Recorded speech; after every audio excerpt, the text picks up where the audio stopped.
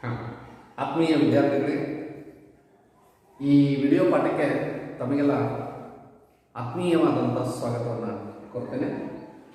ಜೊತೆಗೆ ಇವತ್ತು ಸಮಾಜಶಾಸ್ತ್ರದ 10ನೇ ತರಗತಿಯ ಸಮಾಜಶಾಸ್ತ್ರದ 1ನೆಯ ಅಧ್ಯಾಯ ಸಾಮಾಜಿಕ ಸ್ತರ ವಿನ್ಯಾಸ ಅನ್ನುವಂಥ ಪಾಠದ 2ನೇ ಭಾಗವನ್ನು 2ನೇ ಸಂಚಿಕೆಯನ್ನು ನಾವು ಇವತ್ತು ಅಭ್ಯಾಸ ಮಾಡೋಣ. ಅದರಲ್ಲಿ ವಿಶೇಷವಾಗಿ ಫಲಿತಾಂಶಗಳು ಈ ರೀತಿಯಾಗಿದ್ದಾವೆ. 1ನೇದು ಅಸ್ಪೃಶ್ಯತೆ ಒಂದು ಸಾಮಾಜಿಕ ಪಿಡುಗು ಅನ್ನುವಂಥದ್ದು, ಅಸ್ಪೃಶ್ಯತೆಯ ಸಮಸ್ಯೆಗಳು, ಅದರಲ್ಲಿ ಸಾಮಾಜಿಕ ವ್ಯವಸ್ಥೆಯಲ್ಲಿ ಕೆಳಸ್ಥಾನ, 2ನೇದು ಶೈಕ್ಷಣಿಕ ಅವಕಾಶಗಳಿಂದ ಹೊರಗಿರುವಂಥದ್ದು, ಆಸ್ತಿಯ ಹಕ್ಕಿನ ನಿರಾಕರಣೆ, ರಾಜಕೀಯ ಭಾಗವಹಿಸುವಿಕೆ ನಿರಾಕರಣೆ ಎನ್ನುವಂಥ ಅಂಶಗಳನ್ನು ನಾವು ಅಸ್ಪೃಶ್ಯತೆಯ ಸಮಸ್ಯೆಗಳಲ್ಲಿ ಕಾಣ್ತೇವೆ. ಅದೇ ರೀತಿಯಾಗಿ 3ನೇ ಒಂದು ಫಲಿತಾಂಶ ಅಸ್ಪೃಶ್ಯತಾ ನಿವಾರಣೆಗೆ ಕಾನೂನು ಕ್ರಮಗಳು ಅನ್ನುವಂಥ ಈ 3 ಫಲಿತಾಂಶಗಳನ್ನು ಅಭ್ಯಾಸ ಮಾಡೋಣ.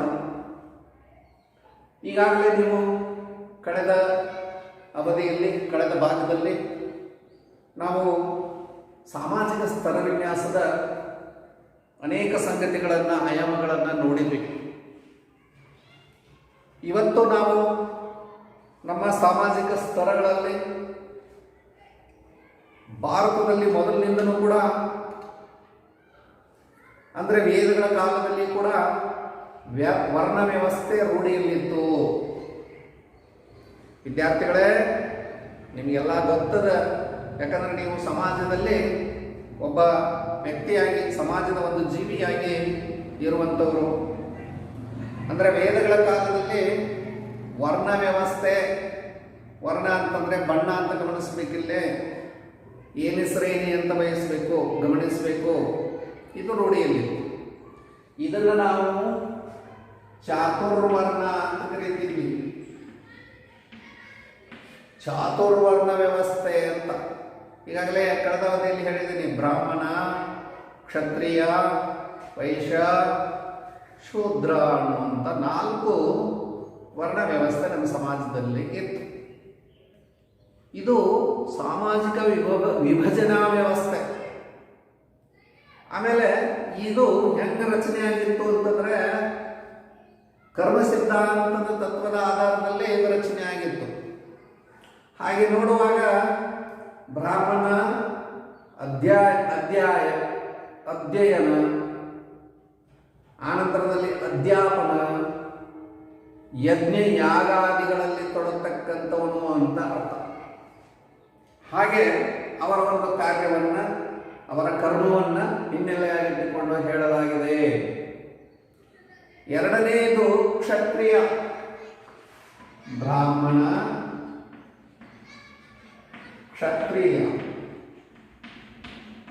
ಕ್ಷತ್ರಿಯ ರಾಜ್ಯಾಡಳಿತವನ್ನು ನಿಭಾಯಿಸುವುದು ಇವನ ಒಂದು ಕರ್ಮ.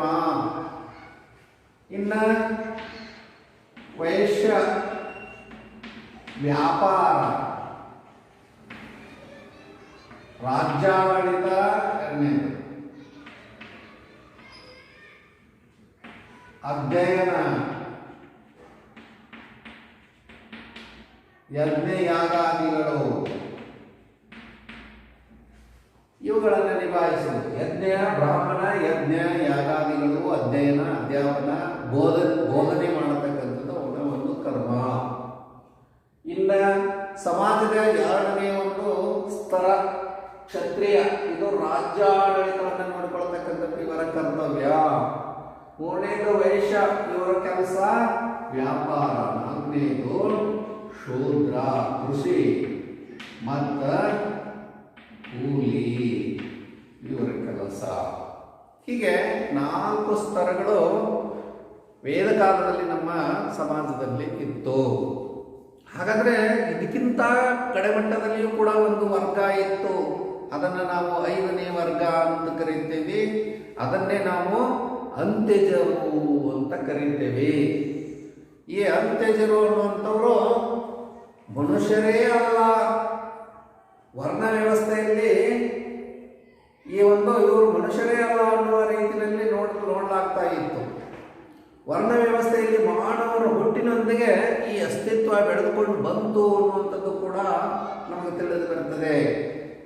ಹಾಗಾದರೆ ನೋಡಿ ವಿದ್ಯಾರ್ಥಿಗಳೇ, ಈ ಸ್ಪೃಶ್ಯ ಅಸ್ಪೃಶ್ಯ ಅನ್ನುವಂಥ ಒಂದು ಭಾವನೆ ಸಾಮಾಜಿಕವಾಗಿ ಆರ್ಥಿಕವಾಗಿ ಸಮಾನತೆ ಮೂಲದಿಂದ ಏನಾಗಿದೆ ಅಂತಂದ್ರೆ ಅದು ರೂಪ ತಳೆದಿರತಕ್ಕಂಥದ್ದು. ಮುಂದೆ ಈ ರೀತಿಯಾಗಿ ರೂಪ ತಳೆದಿರತಕ್ಕಂಥ ಈ ವ್ಯವಸ್ಥೆ ಮುಂದೆ ಬ್ರಿಟಿಷ್ ಸರ್ಕಾರ ಬಂದ ನಂತರದಲ್ಲಿ 1935ರಲ್ಲಿ ಯಾವಾಗ 1935ರಲ್ಲಿ ಕೇಂದ್ರ ಕಾನೂನು ಅಂತ ಒಂದು ಕಾನೂನನ್ನ ಬ್ರಿಟಿಷ್ ಸರ್ಕಾರ ಜಾರಿಗೆ ತರ್ತದೆ. ನಮ್ಮ ದೇಶದಲ್ಲಿ ಇರ್ತಕ್ಕಂಥ ಈ ಒಂದು ಜಾತಿ ವ್ಯವಸ್ಥೆಯನ್ನು ಅಥವಾ ವರ್ಗ ವ್ಯವಸ್ಥೆಯನ್ನು ನಾವು ಇಲ್ಲಿ ಅವರು ತಿಳಿದುಕೊಂಡು ಕೇಂದ್ರ ಕಾಯ್ದೆಯನ್ನು ತಂದರು. ಇಲ್ಲಿ ಅಸ್ಪೃಶ್ಯತೆ ಅಂದರೆ ಅಸ್ಪೃಶ್ಯರು ಮತ್ತು ಗುಡ್ಡಗಾಡು ವರ್ಗದವರನ್ನ ಪರಿಶಿಷ್ಟ ಜಾತಿ ಪರಿಶಿಷ್ಟ ಪಂಗಡ ಎಂದು ಅವ್ರೇನು ಮಾಡಿದ್ರು ಅಂತಂದ್ರೆ ಹೆಸರು ಕೊಟ್ಟರು. ಯಾವಾಗ 1935ರ ಕೇಂದ್ರ ಕಾನೂನನ್ನು ಏನು ಜಾರಿ ತಂದಿದ್ರಲ್ಲ ಅವಾಗ ವಿದ್ಯಾರ್ಥಿಗಳೇ. ಹಾಗಾದ್ರೆ ಇದನ್ನು ಗಮನದಲ್ಲಿಟ್ಟುಕೊಂಡು ನಾವು ಅಭ್ಯಾಸ ಮಾಡಿದಾಗ ಭಾರತದಲ್ಲಿ ಅಂದರೆ BR ಅಂಬೇಡ್ಕರ್ ಹೇಳುವಂತೆ ಅಲ್ಲಿ ಹೊರಗಿನಿಂದ ಹೇಳ್ತಾರೋ ಒಂದು ಕಡೆ, ಹೊರಗಿನಿಂದ ಬಂದವರು ಊರಿನಿಂದ ಹೊರಗಡೆ ನಡೆದರೋ ಅಥವಾ ಊರೊಳಗಡೆ ಇದ್ದವರನ್ನ ಕಾರಣಾಂತರಗಳಿಂದ ಊರ ಹೊರಕ್ಕೆ ತಳ್ಳಲಾಯಿತು ಎಂಬುದನ್ನ ವಿಶ್ಲೇಷಣೆ ಮಾಡಿದರೆ ಬಹುತೇಕ ನಮ್ಗೆ ಗೊತ್ತಾಗ್ತದ ಅಸ್ಪೃಶ್ಯತೆಯ ಉಗಮ ಮತ್ತು ಅಸ್ಪೃಶ್ಯರು ಯಾರು ಅನ್ನುವಂಥದ್ದನ್ನ ಅಂತ ತಿಳ್ಕೊಂಡು BR ಅಂಬೇಡ್ಕರ್ ಅವರು ಏನು ಮಾಡಿದ್ರು ನಮಗೆ ಹೇಳಿದರು. ಅದೇ ರೀತಿಯಾಗಿ ಗಾಂಧೀಜಿಯವರು ಕೂಡ ಈ ಅಸ್ಪೃಶ್ಯತೆಯ ಕುರಿತು ಒಂದು ಮಾತನ್ನು ಹೇಳ್ತಾರೆ. ಅಸ್ಪೃಶ್ಯತೆ ಜಾತಿಯ ಅತ್ಯಂತ ತಿರಸ್ಕಾರಾರ್ಹವಾದಂಥ ಅಭಿವ್ಯಕ್ತಿ ಅಂತ.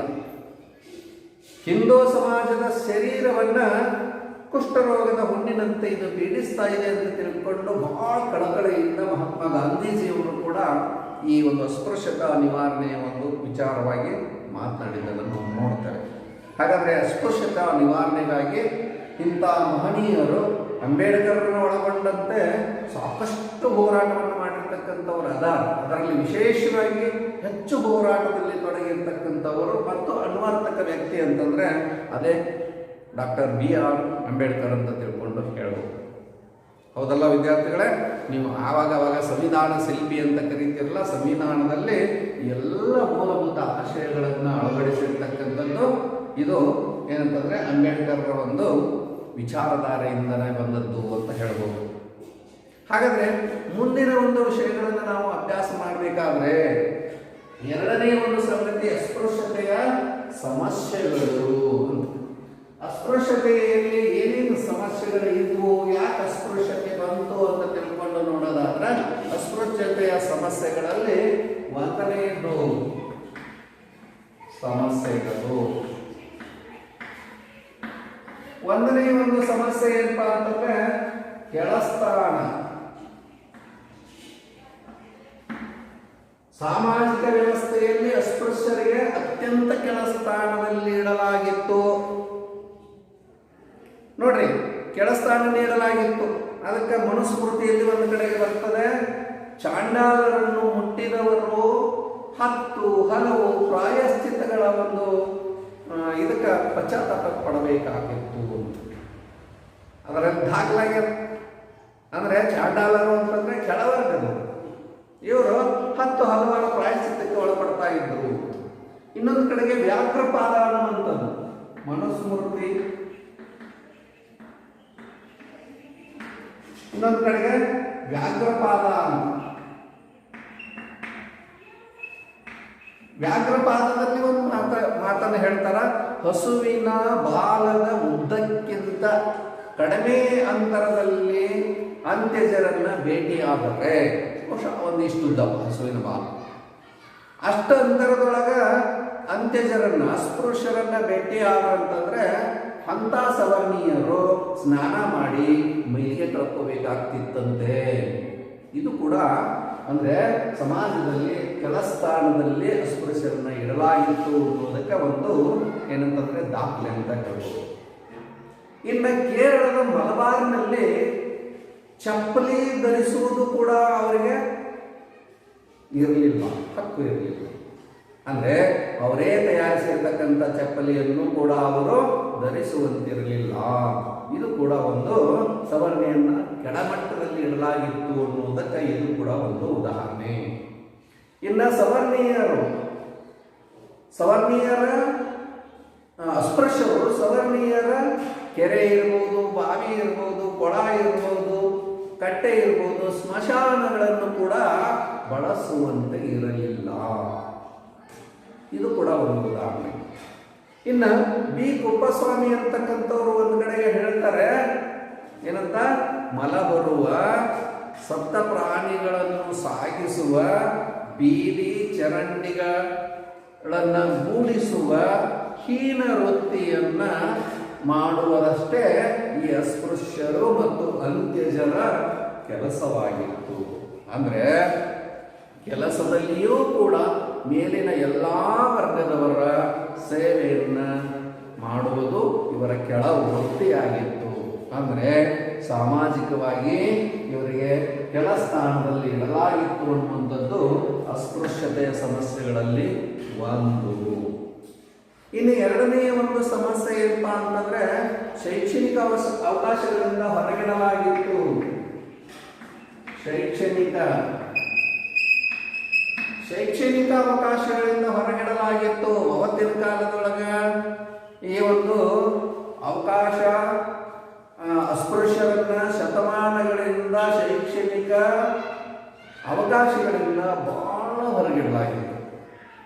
ಇದು ವೇದಗಳನ್ನು ಕೇಳೋದಿರ್ಬೋದು, ವೇದಗಳನ್ನು ಓದೋದಿರ್ಬೋದು, ಸಂಸ್ಕೃತ ಭಾಷೆಯಂತ ಒಂದು ಭಾಷೆಯನ್ನು ಕಲಿಯುವುದಿರ್ಬೋದು. ಇದೆಲ್ಲ ಏನಂತಂದ್ರೆ ಅವರಿಗೆ ಬಾಹಿರವಾಗಿತ್ತು. ಧರ್ಮಗ್ರಂಥಗಳನ್ನು ಕೂಡ ಅವರು ತಿಳಿದುಕೊಳ್ಳುವ ಒಂದು ಅವಕಾಶವೇ ಇರಲಿಲ್ಲ. ಇದು ಹಿಂದಿನ ಕಾಲದಲ್ಲಿ ಅಷ್ಟೇ ಅಲ್ಲ, ಮಧ್ಯಕಾಲದಲ್ಲಿಯೂ ಕೂಡ ಇದೇ ಒಂದು ಸ್ಥಿತಿಯನ್ನ ಮುಂದುವರಿಸಿಕೊಂಡು ಬಂದಂಗಾಯಿತು.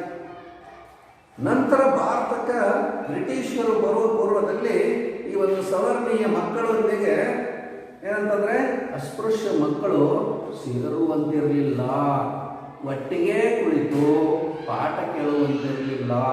ಅಂದ್ರೆ ಸವರ್ಣೀಯ ಮಕ್ಕಳನ್ನ ಮುಂಚೂಣಿಯಲ್ಲಿ, ಅಸ್ಪೃಶ್ಯರ ಮಕ್ಕಳನ್ನ ಹಿಂದೆ ಕುಳಿಸಿ ಏನ್ ಮಾಡ್ತಾ ಇದ್ರು, ಪಾಠಗಳನ್ನು ಕೇಳುವ ಅವಕಾಶ.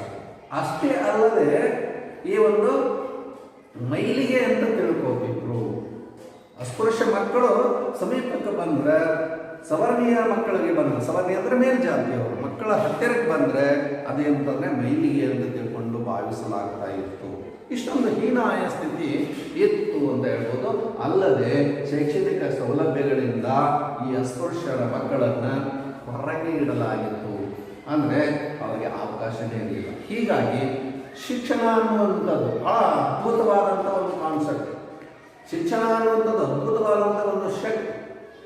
ಅದಕ್ಕಾಗಿಯೇ ಶಿಕ್ಷಣ ಅನ್ನೋದಕ್ಕಾಗಿ BR ಅಂಬೇಡ್ಕರ್ ಅವರು ಸಾಮಾಜಿಕ ನ್ಯಾಯವನ್ನು ಪಡೆಯುವಂಥ ಹೋರಾಟಕ್ಕೆ ಪ್ರವೇಶವನ್ನು ನೀಡಿದ್ದೇ ಅವರು ಪಡೆದುಕೊಂಡಿರ್ತಕ್ಕಂಥ ಶಿಕ್ಷಣ ಅಂತ ತಿಳ್ಕೊಂಡು ಹೇಳ್ಬೋದು. ಮಕ್ಕಳೇ ಅವರು ಶಿಕ್ಷಣ ಪಡೆಯದೇ ಇದ್ರೆ ಅವರು ಯಾವ ಸಾಮಾಜಿಕ ಹೋರಾಟದಲ್ಲಿಯೂ ಕೂಡ ತಮ್ಮನ್ನು ತಾವು ತೊಡಗಿಸಿಕೊಳ್ಳಿಕ್ಕೆ ಪ್ರವೇಶ ಮಾಡಲಿಕ್ಕೆ ಆಗ್ತಾನೇ ಇರಲಿಲ್ಲ. ತಮಗೆ ಸಂಬಂಧಿಸಿದ ಚರ್ಚೆಗಳಿರ್ಬೋದು, ತೀರ್ಮಾನಗಳಿರ್ಬೋದು, ಇಲ್ಲಿ ಆ ತೀರ್ಮಾನಗಳನ್ನು ತೆಗೆದುಕೊಳ್ಳೋದಿರ್ಬೋದು ಅಥವಾ ಭಾಗವಹಿಸೋದಿರ್ಬೋದು, ಈ ಸಾಮರ್ಥ್ಯ ಪ್ರತಿಯೊಬ್ಬರಿಗೂ ಬರಬೇಕು ಅಂತಂದ್ರೆ ಅವರೊಬ್ಬರು ಪಡೆದುಕೊಂಡಿರ್ತಕ್ಕಂಥ ಶಿಕ್ಷಣವೇ ಅವರಿಗೆ ಆ ಸಾಮರ್ಥ್ಯವನ್ನು ಕೊಡುತ್ತೆ ಅಂತ ಈ ಸಮಾಜಕ್ಕೆ ಅಥವಾ ಸಂವಿಧಾನಬದ್ಧವಾದಂಥ ಒಂದು ತಿಳುವಳಿಕೆಯನ್ನು ಕೊಟ್ಟಿರ್ತಕ್ಕಂಥವರೇ ಡಾಕ್ಟರ್ BR ಅಂಬೇಡ್ಕರ್. ಅದನ್ನೇ ಇಲ್ಲಿ ಹೇಳ್ತಾರೆ, ಈ ಅಸ್ಪೃಶ್ಯರಿಗೆ ಶೈಕ್ಷಣಿಕ ಅವಕಾಶಗಳಿಂದ ಹೊರಗಿಡಲಾಗಿತ್ತು. ಹಿಂದೆ ಯಾವಾಗ ನಮ್ಮ ಸಂವಿಧಾನ ರಚಿಸಲ್ಪಟ್ಟೋ ಆ ಸಂದರ್ಭದಲ್ಲಿ ಪ್ರತಿಯೊಬ್ಬರು ಕೂಡ ಈ ಒಂದು ಶೈಕ್ಷಣಿಕ ಹಕ್ಕನ್ನು ಪಡಿಬೇಕು ಅನ್ನುವಂಥದ್ದು ಬಂತು. ಅದಕ್ಕಾಗಿ ತರ್ಕಸಮ್ಮತವಾದಂಥ ವಿಚಾರ ಇದ್ದಿರ್ಬೋದು, ತರ್ಕಸಮ್ಮತವಾದಂಥ ಸಾಮರ್ಥ್ಯ ಇರ್ಬೋದು, ಶಿಕ್ಷಣದ ಮೂಲಕ ಅದು ನಮಗೆ ಲಭಿಸುತ್ತೆ ಅನ್ನುವಂಥದ್ದನ್ನು ಅಂಬೇಡ್ಕರ್ ಅವರು ತಿಳಿಸಿಕೊಟ್ರು. ಅಂಬೇಡ್ಕರ್ ಶಿಕ್ಷಣದಿಂದ ಸಾರ್ವಜನಿಕ ಅವರು ಅಂಬೇಡ್ಕರ್ ಒಂದು ಕಡೆ ಹೇಳ್ತಾರೆ, ಶಿಕ್ಷಣ ಅನ್ನುವಂಥದ್ದು ಸಾರ್ವಜನಿಕ ಸ್ವತ್ತಾಗಬೇಕು ಅಂತ ಹೇಳಿ. ಒಬ್ಬರ ಸ್ವತ್ತೇ ಆಗಬಾರ್ದು, ಒಬ್ಬರ ಆಸ್ತಿ ಅಲ್ಲ ಶಿಕ್ಷಣ ಅನ್ನುವಂಥದ್ದು, ಅದು ಪ್ರತಿಯೊಬ್ಬರ ಸ್ವತ್ತು ಆಸ್ತಿ ಆಗಬೇಕು ಅಂತ ತಿಳ್ಕೊಂಡು ಡಾಕ್ಟರ್ ಬಿ ಆರ್ ಅಂಬೇಡ್ಕರ್ ಅವರು ಕೂಡ ತಿಳಿಸ್ತಾರೆ. ಹೀಗಾಗಿ ಇಂಥ ಕ್ರಾಂತಿಕಾರಿ ಚಿಂತನೆಗಳಿಂದ ಅವರು ಸಂವಿಧಾನದ ಕರಡು ಸಮಿತಿಗೆ ಅವರು ಏನು ಮಾಡಿದರು ಅಂತಂದರೆ ಅಧ್ಯಕ್ಷರಾದರು. ಅಲ್ಲದೆ ಸಂವಿಧಾನವನ್ನು ಅತ್ಯಂತ ಜಗತ್ತಿನಲ್ಲಿ ವಿಶಿಷ್ಟವಾದಂಥ ಸಂವಿಧಾನವನ್ನು ಬರೆದುಕೊಳ್ಳುವ ಮೂಲಕವಾಗಿ ಏನು ಮಾಡ್ತಾರೆ ಅಂತಂದರೆ ಸಂವಿಧಾನ ಶಿಲ್ಪಿ ಅಂತ ಅನಿಸ್ಕೊಳ್ತಾರೆ ನೋಡಿ. ಅದಕ್ಕಾಗಿ ಹಿಂದೆ ಇದ್ದಿರ್ತಕ್ಕಂಥ ಈ ಎಲ್ಲ ವ್ಯವಸ್ಥೆಗೆ ಏನಂತಂದರೆ ಇತಿಯನ್ನು ಹಾಡುವುದಕ್ಕಾಗಿ ಸಂವಿಧಾನದಲ್ಲಿ ಇಂಥ ಒಂದು ಸಂಗತಿಗಳನ್ನು ಸೂಚಿಸಲಾಗಿದೆ. ಇನ್ನು ಮೂರನೇ ಒಂದು ಅಂಶ ಯಾವಪ್ಪ ಅಂತಂದರೆ ಆಸ್ತಿಯ ಒಂದು ಒಡೆತನದ ಹಕ್ಕಿನ ನಿರಾಕರಣೆ. ಆಸ್ತಿಯ ಒಡೆತನದ ಹಕ್ಕಿನ ನಿರಾಕರಣೆ ಮೂರನೇ ಆಸ್ತಿ ಒಡೆತನದ ಹಕ್ಕು, ಆಸ್ತಿ ಒಡೆತನದ ಹಕ್ಕಿನ ಒಂದು ನಿರಾಕರಣೆ, ಆಸ್ತಿ ಹಕ್ಕು. ಇಲ್ಲಿ ಕೂಡ ಅಸ್ಪೃಶ್ಯರಿಗೆ ಯಾವ ಅವಕಾಶಗಳು ಇರಲೇ ಇಲ್ಲ. ಸಾಂಪ್ರದಾಯಿಕವಾಗಿ ಅಸ್ಪೃಶ್ಯರು ಆ ಆಸ್ತಿಯ ಒಂದು ಚಟುವಟಿಕೆಗಳಲ್ಲಿ ಇರುವುದಾಗಲಿ ಅಥವಾ ಆಸ್ತಿಯ ಒಡೆತನದ ಹಕ್ಕನ್ನು ಹೊಂದದೆ ಅವರು ಮೇಲ್ಜಾತಿಯವರ ಸೇವೆಯನ್ನು ಮಾಡಿಕೊಂಡು ಇರುವುದಾಗಿತ್ತು. ಅವರಿಗೆ ಉಳಿದಂತೆ ಯಾವ ಹಕ್ಕು ಅವರಿಗೆ ಇರಲಿಲ್ಲ. ಇದು ಕೂಡ ಈ ಅಸ್ಪೃಶ್ಯತೆಯ ಸಮಸ್ಯೆಗಳಲ್ಲಿ ಒಂದು. ಹಾಗಾಗಿ ಸ್ವಯಂ ಆಸ್ತಿ ಅಥವಾ ಭೂಮಿಯನ್ನು ಹೊಂದದೆ ಧರ್ಮಗ್ರಂಥಗಳಲ್ಲಿ ಏನಾಗಿತ್ತು ಅಂತಂದರೆ ಇದು ಉಲ್ಲೇಖ ಆಗಿತ್ತು. ಅಂದರೆ ಆ ರೀತಿಯಾಗಿ ಕೆಲವೊಂದಿಷ್ಟು ಮೇಲ್ವರ್ಗದ ಒಂದಷ್ಟು ಮನಸ್ಸುಗಳು ಏನು ಮಾಡ್ತಾ ಇತ್ತು ಅಂತಂದರೆ ಧರ್ಮಗ್ರಂಥಗಳಲ್ಲಿ ಇದರ ಕುರಿತಾಗಿ ಉಲ್ಲೇಖ ಮಾಡಿ ಅಸ್ಪೃಶ್ಯರು ಈ ಆಸ್ತಿಯ ಹಕ್ಕನ್ನು ನಿರಾಕರಣೆ ಮಾಡುವುದಕ್ಕಾಗಿಯೇ ಆ ವಿಷಯವನ್ನು ಪ್ರಚುರಪಡಿಸಲಾಗಿತ್ತು. ಇದು ಮಾನವ ಜೀವ ವಿರೋಧಿ ಅಂತ ಹೇಳ್ಬೋದು ಮತ್ತು ಮಾನವ ಹಕ್ಕಿನ ಉಲ್ಲಂಘನೆ ಅಂತ ತಿಳ್ಕೊಂಡು ಕೂಡ ಹೇಳಲಾಗ್ತದೆ. ಆದ್ದರಿಂದ ಈ ಆಸ್ತಿಯ ಹಕ್ಕಿನ ನಿರಾಕರಣೆ ಕೂಡ ಒಂದು ಸಮಸ್ಯೆಯಾಗಿತ್ತು. ನೋಡ್ರಿ ಗೆಳೆಯರೇ, ಇಲ್ಲಿ ಈ ರೀತಿಯಾಗಿ ಸಾಮಾಜಿಕ ಸಮಸ್ಯೆಗಳನ್ನು ನಾವು ನೋಡ್ತೇವೆ. ಇನ್ನು ನಾಲ್ಕನೆಯದಾಗಿ ಇನ್ನೂ ಒಂದು ಸಮಸ್ಯೆ ಇದೆ. ಅದೇನಪ್ಪ ಅಂದ್ರೆ ರಾಜಕೀಯ ಭಾಗವಹಿಸುವಿಕೆ ನಿರಾಕರಣೆ. ನಾಲ್ಕನೆಯದು ರಾಜಕೀಯ ಭಾಗವಹಿಸುವಿಕೆ. ಇದು ಕೂಡ ಇರಲಿಲ್ಲ ಅಸ್ಪೃಶ್ಯರಿಗೆ. ಯಾಕಂತಂದ್ರೆ ಈ ಸಾಂಪ್ರದಾಯಿಕವಾಗಿ ಆಡಳಿತ ವ್ಯವಸ್ಥೆಯಲ್ಲಿ ಅವರು ಯಾವುದೇ ರೀತಿಯಾಗಿರ್ತಕ್ಕಂಥ ಪಾಲ್ಗೊಳ್ಳುವಿಕೆ ಇರಲೇ ಇಲ್ಲ. ಆ ಹಕ್ಕು ಅವರಿಗೆ ಇರಲೇ ಇಲ್ಲ. ಅವರ ಎಲ್ಲ ಹಕ್ಕುಗಳನ್ನು ಮೇಲ್ವರ್ಗದವರೇ ಏನು ಮಾಡಿದ್ರು ಅಂತಂದರೆ ಆ ರೀತಿಯಾಗಿ ಸೃಷ್ಟಿ ಮಾಡಿದ್ರು. ಇದು ಕೂಡ ಆಗಿರಲಿಲ್ಲ. ಮುಂದೆ ಬ್ರಿಟಿಷ್ ಕಾಲದಲ್ಲಿ ಕೆಲ ಮಟ್ಟಿಗೆ ಏನಾಯಿತು ಅಂತಂದರೆ ಕೆಲ ಹಕ್ಕುಗಳನ್ನು ಅವ್ರು ಪಡೆದುಕೊಳ್ಳುವಂತಾಯಿತು. ಅರ್ಥಾತ್ ಕೆಲ ಹಕ್ಕುಗಳು ಈ ಅಸ್ಪೃಶ್ಯರಿಗೆ ದೊರೆತು. ಹಾಗಾದರೆ ಅಂಬೇಡ್ಕರ್ ಯಾಕೆ ಅಂತಂದರೆ ಕಾರಣ ಅಂಬೇಡ್ಕರ್ ಹೋರಾಟದ ಫಲವಾಗಿ ಇದು ಲಭಿಸಿತು. ಆಡಳಿತ ಮತ್ತು ರಾಜಕೀಯ ಕ್ಷೇತ್ರದಲ್ಲಿ ಅವಕಾಶಗಳು ಸಿಗೋದಾಗಲಿ ಅವು ಇರಲೇ ಇಲ್ಲ. ಅದರಿಂದ ಬಹಳಷ್ಟು ದೂರ ಇದ್ದರು ಈ ಭಾರತದಲ್ಲಿ ಅಸ್ಪೃಶ್ಯ ಒಂದು ವರ್ಗದವರು. ಅದಕ್ಕಾಗಿ ಅಂಬೇಡ್ಕರ್ ಮತ್ತು ಗಾಂಧೀಜಿ ಅಂತವರು ಅಸ್ಪೃಶ್ಯತಾ ನಿವಾರಣೆಗಾಗಿ ಸಾಕಷ್ಟು ಹೋರಾಟಗಳನ್ನು ಮಾಡಿದರು. ದೇಶ ತುಂಬ ಸುತ್ತಾಡಿದರು, ಮಾತುಗಳನ್ನು ಹೇಳಿದರು, ಜನರಿಗೆ ಜಾಗೃತಿಯನ್ನು ಉಂಟು ಮಾಡಿದರು. ಇದೆಲ್ಲ ಆಗಿತ್ತು. ಹಾಗಾಗಿ ಪರಿಶಿಷ್ಟ ಜಾತಿಯಲ್ಲಿ ಚುನಾವಣೆಯಲ್ಲಿ ಮೀಸಲಾತಿ ಕೂಡ ಈ ಬ್ರಿಟಿಷರು ಆಡಳಿತವನ್ನು ನಡೆಸುವಂಥ ಸಂದರ್ಭದಲ್ಲಿ ಅಂಬೇಡ್ಕರ್ ಅವರ ಒಂದು ಹೋರಾಟದ ಫಲವಾಗಿ ಪರಿಶಿಷ್ಟ ಜಾತಿಯವರು, ಪರಿಶಿಷ್ಟ ಪಂಗಡದವರು ಚುನಾವಣೆಯಲ್ಲಿ ಮೀಸಲಾತಿ ಪಡೆಯುವಂತೆ. ಹೀಗಾಗಿ ಈ ಸಾಮಾಜಿಕ ಪಿಡುಗು ಹೋಗಲಾಡಿಸುವಂಥ ಒಂದು ನಿಟ್ಟಿನಲ್ಲಿ ಅದರ ಸಲುವಾಗಿ ಭಾರತದ ಸಂವಿಧಾನ ವಿಶ್ವದಲ್ಲೇ ಒಂದು ವಿಶಿಷ್ಟವಾಗಿರತಕ್ಕಂಥ ಸಂವಿಧಾನ ಅಂತ ಅನಿಸ್ಕೊಂಡದ. ಯಾಕಂದ್ರೆ ಅದರ ಬಗ್ಗೆ ಬಹಳಷ್ಟು ಸಂವಿಧಾನದಲ್ಲಿ ಪ್ರಚುರಪಡಿಸಲಾಗಿದೆ. ಯಾಕಂತಂದರೆ ನ್ಯಾಯ, ಸಮಾನತೆ, ಘನತೆ, ಗೌರವ, ಸಮಾನ ಅವಕಾಶಗಳು, ಸಹಕಾರ, ಸಹಭಾಗಿತ್ವ ಇವನ್ನೆಲ್ಲವನ್ನು ಒದಗಿಸಿಕೊಡುವ ನಿಟ್ಟಿನಲ್ಲಿ ನಮ್ಮ ಭಾರತದ ಸಂವಿಧಾನ ಮಹತ್ವದ ಒಂದು ಪಾತ್ರವನ್ನು ವಹಿಸುತ್ತೆ. ಹಾಗಾಗಿ ಇತ್ತೀಚೆಗೆ ಏನಾಯಿತು ಅಂತಂದರೆ ಈ ನಿಟ್ಟಿನಲ್ಲಿ ಅಸ್ಪೃಶ್ಯತಾ ನಿವಾರಣೆಗೆ ಸಾಕಷ್ಟು ಕಾನೂನುಗಳು ಹುಟ್ಟಿಕೊಂಡಿವೆ. ಆ ಕಾನೂನುಗಳು ಕೂಡ ಕೆಲವೊಂದು ಸಂದರ್ಭದಲ್ಲಿ ಬಹಳಷ್ಟು ಏನಪ್ಪ ಅಂತಂದರೆ ಪ್ರಯತ್ನ ಮಾಡಿರ್ತಕ್ಕಂಥ ಜ್ಯೋತಿಬಾ ಫುಲೆ ಇರ್ಬೋದು, ಸಾವಿತ್ರಿಬಾಯಿ ಫುಲೆ ಇದ್ದಿರ್ಬೋದು, ಶಿಕ್ಷಣ ವಂಚನೆ ಆಗಿರ್ತಕ್ಕಂಥದ್ದನ್ನು ನಿಲ್ಲಿಸುವುದಕ್ಕಾಗಿ ಅಂಬೇಡ್ಕರ್ ಅವರು ಇರ್ಬೋದು, ಗಾಂಧೀಜಿಯವರು ಇರ್ಬೋದು, ಬಹಳಷ್ಟು ನಮ್ಮ ರಾಜಕೀಯ ನಿಪುಣರು ಈ ಒಂದು ಅಸ್ಪೃಶ್ಯತಾ ನಿವಾರಣೆಯನ್ನು, ಆ ಕಳಂಕವನ್ನು ನಮ್ಮ ಸಮಾಜದಿಂದ ಕಿತ್ತೆಸಲಿಕ್ಕೆ ಬಹಳಷ್ಟು ಪ್ರಯತ್ನ ಮಾಡಿದರು. ಆನಂತರದಲ್ಲಿ ಇಷ್ಟಾದರೂ ಕೂಡ ಇತ್ತೀಚೆಗೆ ಏನಾಯ್ತು ಅಂತಂದರೆ ಈ ಪೂರ್ಣ ಪ್ರಮಾಣದಲ್ಲಿ ಇದನ್ನು ಹೋಗಲಾಡಿಸಲಿಕ್ಕೆ ಆಗ್ತಾ ಇಲ್ಲ ಅನ್ನುವಂಥದ್ದು ಕೂಡ ಒಂದು ಚಿಂತನೆ ನಡೆದದ್ದು. ಪೂರ್ಣ ಪ್ರಮಾಣದಲ್ಲಿ ಅದನ್ನು ಹೋಗಲಾಡಿಸಲಿಕ್ಕೆ ಆಗ್ತಾ ಇಲ್ಲ, ಸಾಧ್ಯವಾಗಿಲ್ಲ. ಆದರೆ ಬಹುತೇಕ ಹೆಚ್ಚಿನ ಪ್ರಮಾಣದಲ್ಲಿ ಈ ಅಸ್ಪೃಶ್ಯತಾ ನಿವಾರಣೆಯನ್ನು ಇವತ್ತು ನಮ್ಮ ಕಾನೂನುಗಳು, ಕಾಯ್ದೆಗಳು, ಸಂವಿಧಾನಬದ್ಧವಾದಂಥ ಒಂದು ಏನಂತಂದರೆ ನಿಲುವುಗಳು ಇವತ್ತು ಏನು ಮಾಡ್ತಾ ಇತ್ತು ಅಂತಂದರೆ ಇದನ್ನು ತಡೀಲಿಕ್ಕೆ ಬಹಳಷ್ಟು ಪ್ರಯತ್ನ ಮಾಡ್ತಾ ಇತ್ತು. ಅಂಥ ಒಂದಿಷ್ಟು ಕಾನೂನುಗಳನ್ನು ನಾವಿಲ್ಲಿ ಅಭ್ಯಾಸ ಮಾಡಬೇಕಾದ್ರೆ ಇಂಥ ಒಂದಿಷ್ಟು ಕಾನೂನುಗಳನ್ನು ನಾವಿಲ್ಲಿ ಪರಿಚಯಿಸಿಕೊಳ್ಳೋಣ. ಸಂವಿಧಾನದ 17ನೇ ಒಂದು ವಿಧಿಯಲ್ಲಿ 17ನೇ ವಿಧಿಯಲ್ಲಿ ಅಸ್ಪೃಶ್ಯತಾ ಆಚರಣೆ ನಿಷೇಧ ಅಂತ ಹೇಳಲಾಗಿದೆ. ಎಲ್ಲಿ? ಸಂವಿಧಾನದ 17ನೇ ವಿಧಿಯಲ್ಲಿ ಅಸ್ಪೃಶ್ಯತಾ ಆಚರಣೆ ಏನಂತಂದ್ರೆ ನಿಷಿದ್ಧ ಅಂತ ಹೇಳಲಾಗಿದೆ. ಇದು ಕೂಡ ಈ ಅಸ್ಪೃಶ್ಯತೆ ಎಂಬುವ ಕಳಂಕವನ್ನು, ಅಸ್ಪೃಶ್ಯತೆ ಎಂಬ ಪಿಡುಗನ್ನು, ರೋಗವನ್ನು ನಮ್ಮ ಒಂದು ಭಾರತದಿಂದ ಹೊರಗಟ್ಟಲಿಕ್ಕೆ ಇದು ಪ್ರಯತ್ನ ಮಾಡ್ತಾ ಇದೆ. ಅಂತ ಒಂದು ಸದೃಢವಾದಂಥ ಕಾನೂನನ್ನು ಇಲ್ಲಿ ಏನು ಮಾಡಿದ್ರು ಅಂತಂದರೆ ಮಾಡಿದ್ದದ. ಹೀಗೆ ಈ ಅಸ್ಪೃಶ್ಯತೆಯ ಕಾನೂನನ್ನು ಇಲ್ಲಿ ಮಾಡುವ ಮೂಲಕವಾಗಿ ಏನು ಮಾಡ್ತಂತಂದರೆ ಸಂವಿಧಾನದಲ್ಲಿ 17ನೇ ವಿಧಿಯಲ್ಲಿ ಅಸ್ಪೃಶ್ಯತಾ ನಿವಾರಣೆಯ ಒಂದು ಆಚರಣೆಯನ್ನು ನಿಷೇಧಿಸಲಾಗಿದೆ ಅನ್ನುವಂಥದ್ದನ್ನು ನಾವು ಇಲ್ಲಿ ನೋಡ್ತೀವಿ. ಹೀಗಾಗಿ ಇಂಥ ಒಂದು ಹಿನ್ನೆಲೆಯಲ್ಲಿ ಈ ಒಂದು ಅಸ್ಪೃಶ್ಯತೆ ಕಾನೂನನ್ನು ಇಲ್ಲಿ ನಾವು ತಡೆಗಟ್ಟುವಂಥ ಅಂದರೆ ಬಲಪಡಿಸುವಂಥ ಒಂದು ನಿಟ್ಟಿನಲ್ಲಿ ಕಾನೂನುಗಳು ಬಂದವು. ಮುಂದೆ 1955ರಲ್ಲಿ ಅಸ್ಪೃಶ್ಯತೆ ಅಪರಾಧಗಳ ಕಾಯ್ದೆ ಎನ್ನುವಂಥ ಒಂದು ಕಾಯ್ದೆ ಬಂತು. ಎಂಥ ಕಾಯ್ದೆ? ಅಸ್ಪೃಶ್ಯತಾ ಅಪರಾಧಗಳ ಕಾಯ್ದೆ ಎನ್ನುವಂಥದ್ದು.